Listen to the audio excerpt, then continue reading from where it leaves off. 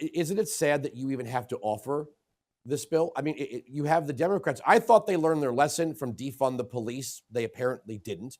They are encouraging people to commit violent acts against federal agents. In Portland, Oregon, they've now set up a literal guillotine outside the ICE detention facility. Yeah.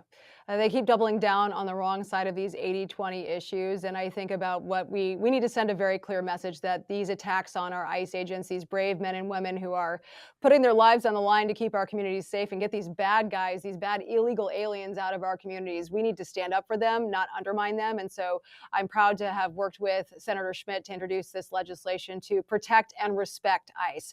That's what we need to be doing. And so at the end of the day, the best thing you can do to prevent this crime from happening in our communities is put into place some pretty strict deterrence. And so by doubling that penalty, hopefully we can encourage people to respect our ICE agents as they're doing their jobs, not get in the way like we've seen happen in so many of these liberal bastions around the country.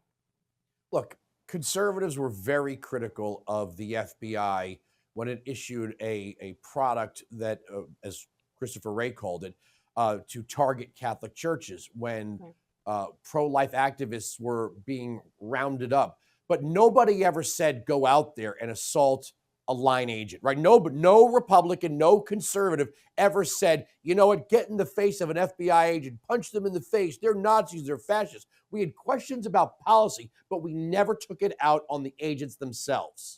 Right.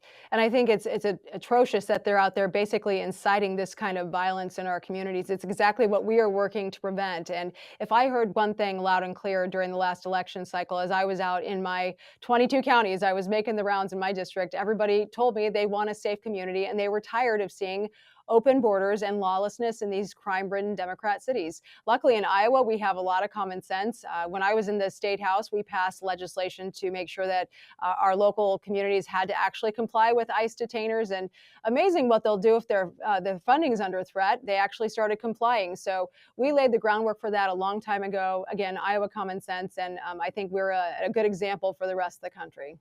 For full shows, live and on demand, it's Salem News Channel.